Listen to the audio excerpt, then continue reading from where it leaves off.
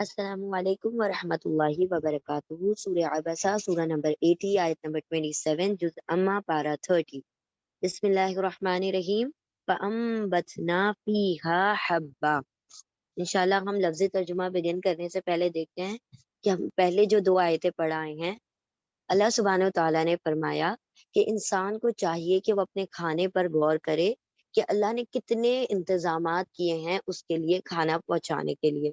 زمین کے اوپر پانی اس کو برسایا، آسمان کو مسخر کیا، آسمان سے خوب پانی برسایا، پھر وہ پانی برسایا تو زمین کو ہار دیا تاکہ وہ پانی اس کے اندر جذب ہو سکے، اور وہ پانی جب زمین کے اندر جاتا ہے پھر اس کے بعد دوسری چیزیں ہوتی ہیں، پھر جا کر کہیں اتنے مرحلے اتنے سٹیپس طے کر کے انسان کو کھانا مہیا ہوتا ہے.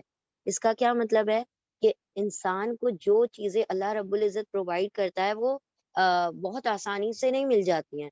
اس کے لیے اللہ نے اتنی ساری چیزوں کو مسخر کر رکھا ہے، پوری آفاق کو اس نے انسان کے تابع کر رکھا ہے، اس کے لیے مسخر کر رکھا ہے. تو ساری مخلوقات تو اللہ کے تابع ہے اور انسان ہی اللہ کا ناشکرہ ہے. تو یہاں پر وہ جو سٹیپس بتائے گئے کہ پانی برسایا اور خوب برسایا، پھر زمین پھاڑی، پھر اب یہاں پر نیکسٹ سٹیپ بیان کیا جا رہا ہے. فَأَنبَتْنَا فِيهَا حَبًّا. ہم سب سے پہلا لفظ لیتے ہیں فَأَنبَتْنَا. تو یہاں پر فَأَنبَتْنَا میں پہلے فا ہے اور انبتنا ہے، ٹھیک ہے، دو الفاظ ہیں، لیکن ہم اس کو بھی دو حصوں کو تین حصوں میں ڈیوائڈ کریں گے. پہلے ہم فا کو دیکھ لیتے ہیں. فا یہاں پر حرف عطف ہے. حرف عطف یعنی کوآرڈینیٹنگ کنجنکشن. کنجنکشن کیا ہوتا ہے؟ جو جوڑنے کا کام کرتا ہے، پچھلے ورڈ کو پچھلی آیت کو اگلی آیت سے یا اگلے ورڈ سے جوڑنے کا کام کرتا ہے. تو یہاں پر فا کا ترجمہ ہو جائے گا پھر، دین، ٹھیک ہے، دین، پھر.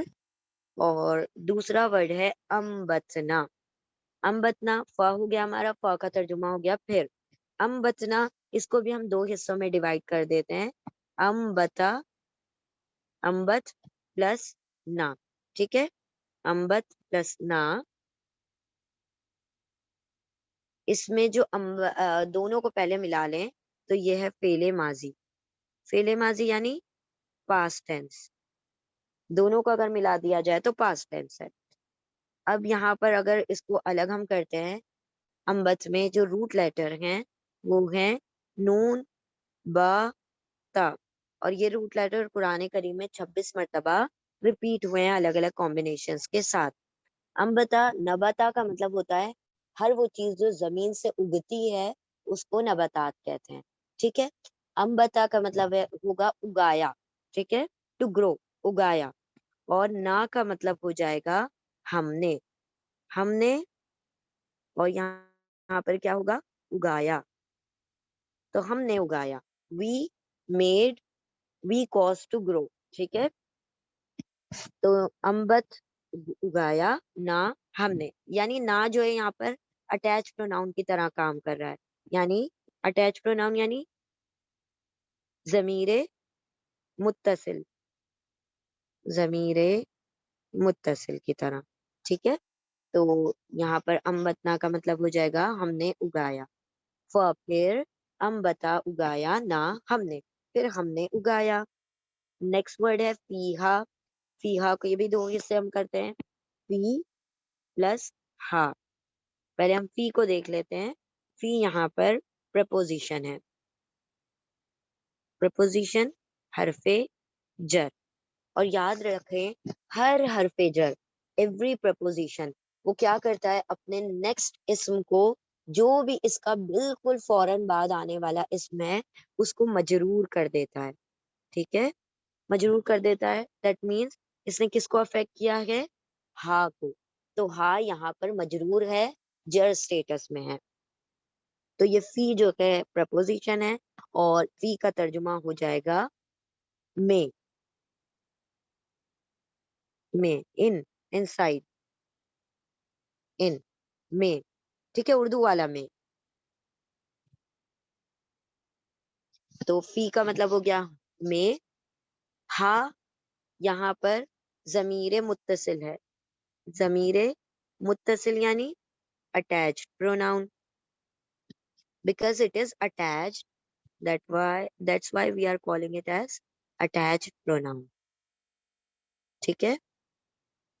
تو attached pronoun کسی نہ کسی چیز سے جڑ کر آتا ہے، اور چونکہ یہ فی سے جڑ کر آیا ہے، فی حرف جر ہے، تو یہ جر سٹیٹس میں ہے. اور ہا کا ترجمہ ہوگا اس، اور فی مطلب میں، اس میں یعنی ان اٹ، یا دیر ان اٹ کا ترجمہ کر لیں، دیر ان کا بھی ترجمہ کر سکتے ہیں، اٹ کا ہم ترجمہ کرتے ہیں. اب یہ ہا کس کی طرف جا رہی ہے ضمیر؟ یہ کسی فیمینن ورڈ کی طرف جا رہی ہے. اور فیمینن ورڈ کون سا ہے؟ الارض، جو ہم نے پچھلی آیت میں پڑھا تھا. ارض یعنی زمین، ٹھیک ہے، اس میں یعنی زمین میں. تو ارض کی ضمیر ہے ارتھ کی طرف، زمین کی طرف.